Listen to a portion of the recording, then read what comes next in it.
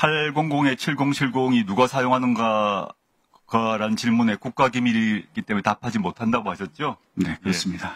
네, 올해 5월 28일에 JTBC에서 이종섭 장관이 800-7070 전화를 했다 이런 보도가 있고 난 다음 날, 즉 5월 29일 대통령 경호처는 800-7070 번호를 해지하고 재개통합니다. 맞죠? 맞죠? 네. 번호를 해지하고 재개통한 이유가 제가 아는 바로는 과거 통화 기록이 이 경우에는 1개월만 남게 됩니다. 그 이전 통화 기록을 확보하지 없애기 위한 것입니다. 맞죠? 네, 의원님 말씀해 주시면 제가 종합적으로 답변 올리겠습니다. 이 점에 더 답을 해 주셔야 될 것 같고요. 네. 왜 똑같은 번호를 쓰면서 해지하고 재개통한 이유를 아직까지 밝히지 못했는데 제가 확인한 바로는 1개월만 남기 때문이고요. 그 다음에 800-7070이 국가기밀이기 때문에 밝히지 못하겠다 하셨는데 다음 화면 한번 보여주시겠습니까? 화면을 보시면 연합뉴스에서 김영현 후보자님에 대한 소개입니다. 저기에 번호로 연락 전화를 800-5002라고 되어 있습니다. 맞죠? 본인 수시로 바뀌기 때문에 제가 확인을 못. 저희가 어제도 물론이고 오늘 오전에 여기 들어오기 전에 이 800-5002로 전화를 했습니다. 직접. 전화를 해서 거기 어딘가요? 했더니 경호처장실입니다라고 답을 했습니다. 저 번호가 국가기밀이라는 경호처장실의 번호가 저기에 지금 공개되어 있습니다. 그런데 왜 800-7070이 국가기밀이라는 얘기입니까? 답을 해주시고요. 전 국가기밀이란 말 자체가 맞지 아니하고 두 번째 증거인멸을 위해서 같은 번호를 사용하면서도 해지하고 재개통한 것입니다. 그거는 KT에 물어보시면 되고 지금 이종섭 장관께서 쓰셨고 지금 그 신임 안보실장께서 쓰고 계신 그 비화폰 계속 받아 쓰실 것입니까? 예, 원래 비화폰은 인수인계를 하고 있습니다. 예, 그러면 지난번 신 장관님께도 제가 똑같이 물었는데 비화폰은 통신 기록은 남지 않지만 앱 사용 기록은 그대로 남아서 국방부 안에 앱 사용 기록이 그대로 있습니다. 지금도. 지난번 질문 이후로 어느 국방부 관계자도 저에게 답을 하지 않았습니다.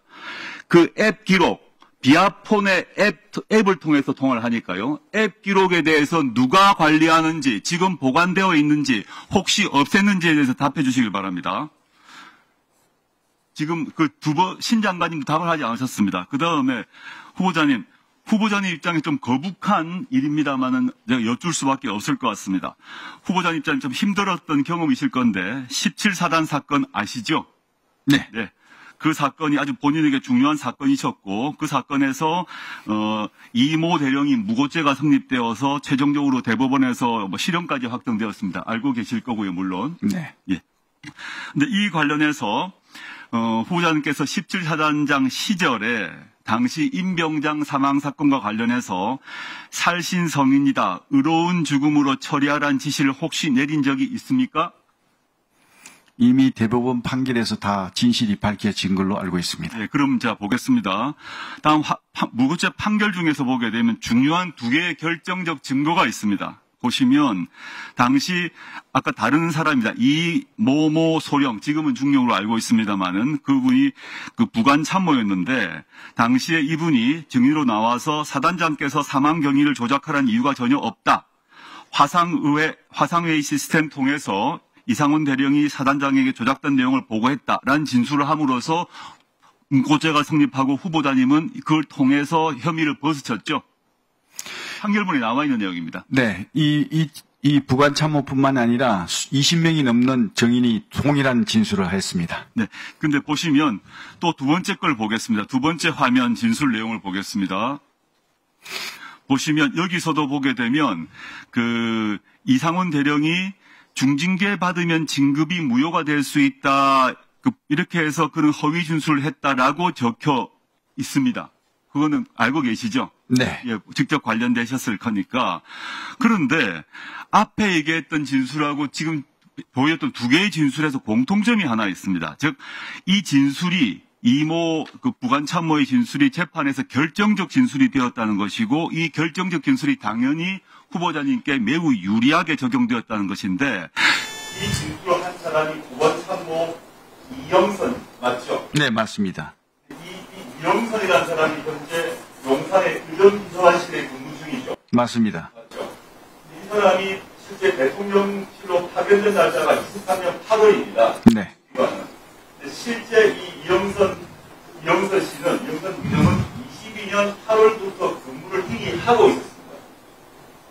조국 의원님 좀 정리해 주시겠습니까? 예. 중요한 문제라서 그 이영선 중령의 자기 페이스북에도 스스로 적혀 있습니다. 즉 불법 파견된 상태였던 것입니다. 그런데 이분 같은 경우 이영선 이 중령 같은 경우는 1년이 지나면 통상 파견되면 전속 수립해야 되는데 일부러 공식적 파견 전에 1년간 불법 파견이 되어 있었는데 이게 어떻게 가능했는지 이해가 되지 않습니다. 즉 이 사람이 그 후보자님께 매우 유리한 증언을 함으로써 후보자님이면 그 혐의를 거쳤는데 그분이 지금 의정실설한실에 있었고 게다가 정식 파견 전에 1년 이상 불법 파견되어 있었던 것이죠. 이 경위를 잘 설명해 주십시오. 네. 네, 후보자님 지금 그 조국 의원님 말씀 주셨는데요. 17사단장 하실 때 그 사건 개요도 좀 설명을 해주시고 또 조국 의원님께서 지적해 주신 것을 설명을 좀 해주시고 시간을 충분히 드리도록 하겠습니다. 제가 이거 설명을 하면 좀 긴데 조금 시간이 많이 걸릴 것 같아요. 핵심만 제가 간단히 설명드리겠습니다. 당시 그 연대장이 아침에 저한테 전화가 왔습니다. 뭐라고 전화 왔냐면 강변에서 수초 제거 작업하다가 2명이 빠졌는데 병장이 일병을 밀쳐내고 자기는 못 빠져나왔다라고 보고를 하더라고요. 그래서 그 왜 그렇게 됐냐 그랬더니 전역 얼마 남지 않았는데 작업 안 나가도 되는 인원이 솔선수범해서 나갔다. 그래서 이거 참 훌륭한 친구구나. 후속 조치를 잘 하세요. 그게 지휘보고였습니다. 그런데 나중에 이 지휘보고를 근거로 해서 우리 연대장이 어떻게 이걸 바꿨냐면 사단장이 그 병장이 그 영웅이 될 수 있도록 만들어서 해라. 이렇게 이제 바뀌어버린 겁니다. 근데 그 과정에서 계속 우리 이대령이 진술을 번복하면서 거짓을 해왔습니다. 그러다가 결정적으로 마지막 순간에 본인이 실토를 하고 더 이상 내가 거짓말을 안 하겠노라. 그렇게 약속을 한 상태에서 군단 징계위원회에서 징계를 받게 됐습니다.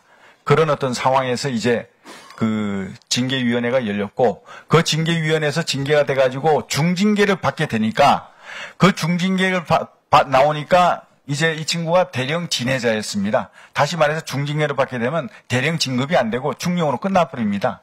그러다 보니까 이제 이 친구가 저한테 찾아와가지고 무릎 꿇고 빌었습니다. 사단장님 한 번만 살려주십시오. 제가 대령만큼은 꼭 안 놓치고 있습니다. 제가 한 번만 이렇게 해주시면 야 근데 네가 자꾸 계속 거짓말하고 왔다 갔다 하니까 내가 못 믿겠다. 제 질문 이상훈 대령에 대한 게 아니라 이영선 대령에 대한 그러니까 지금 상황에 대해서 우리 위원장께서 풍결이 확정됐기 때문에 제가 묻는다는 것은 이영선 그 말씀드리겠습니다. 그런 어떤 과정에서 아까 우리 우리 존경하는 조국 의원님께서 말씀하신 대로 거기서 이제 진술이 번복되면서 이 친구가 이제 마지막에 다 있는 자리에서 자기가 잘못한 걸 실토하고 심지어는 혈서까지 써가지고 다시는 내가 거짓말을 안 하겠노라고 약속을 한 상태에서 제가 군단장에게 건의를 드려가지고 경징계로 낮춰서 대령은 달게 된 겁니다. 그렇게 하다 보니까 이 친구가 본인이 이제 두 번 다시 이렇게 안 하겠다고 약속까지 다 해놓고 자기가 여기에 대해서 다 승복한다. 그래 놓고 6년이 지난 시점에 다시 이걸 이제 끄집어내서 인권위에다 하면서 이제 다시 이제 사건이 불거진 거거든요. 근데 이제 우리 오 의원님께서 질문하신 내용에 대해서 답변을 드리면 이 과정에서, 조사하는 과정에서 이영선 대령뿐만이 아니고 한 20여 명의 정인들이 다 이런 진술을 같이 했다는 걸 먼저 말씀드립니다. 이영선 대령만 이 진술을 한 게 아니고요. 그리고 이 진술을 하면서 이영선 대령이 왜 이 사건에 대해서 잘 아느냐. 그 당시에 당직 사령이었습니다. 그래서 처음부터 끝까지 다 잘 알고 있는 겁니다. 모든 사건을 꿰뚫고 있는 친구가 이 친구입니다. 그러다 보니까 이 친구가 아무래도 이 진술하는 것이 신뢰성이 높았고요. 그리고 또 이 친구가 그 조사 과정에서 압수수색도 받고 또 수면 조사도 받고 굉장히 어려움을 많이 겪었습니다. 그러면서 수사를 계속 이렇게 하면서 어려운 가운데 본인이 끝까지 정의롭게 이렇게 참 진실을 얘기하고 이랬던 친구입니다. 그런 어떤 상황에서 이해를 해주시면 좋을 것 같습니다. 네. 네. 제 질문에 답을 안 하셨기 때문입니다. 어떻게 그 이상훈이 아닌 이경선 대령이 어떻게 공식 파견이 있기 1년 전부터 용산에 근무할 수 있냐는 것입니다. 아, 그게 그 후보자님과는 매우 가까운 사이 아닙니까? 네. 아주 고마운 사람 아닙니까? 후보자님 입장에서는 이 이영선 중령, 당시 중령이죠. 지금 대통령이고 매우 고마우셨을 거 아닙니까? 진실을 밝히고. 네. 그건 다 지금까지 말씀하신 거고, 제 질문은 그게 아니고, 어떻게 이 이영선 대령이 실제로는 22년 8월부터 근무를 하고 있었는데, 그 기록상으로는 23년 8월부터라고 근무한다고 되어 있습니다, 지금. 그 1년간 어떻게 그렇게 되어 있는 것인가? 난 불법 파견 상태인 것이고, 하나 더 말씀드리자면, 제가 아는 바로는 현재 이 이영선 대령이 공식적으로는 의정비서관실에 근무하지만, 실질적으로는 조직 체계에 없는 이부속실, 즉 여사님이죠. 이부속실 행정관 역할을 하는 걸로 알고 있습니다. 조국 의원님 정리를 좀 해주시죠. 답변을 부탁드립니다. 네. 네. 그 의원님 말씀하신 그 부분은 제가 사실 확인이 좀 필요해서 확인을 하고 별도 양해해 주신다면 보고를 드리겠습니다. 예.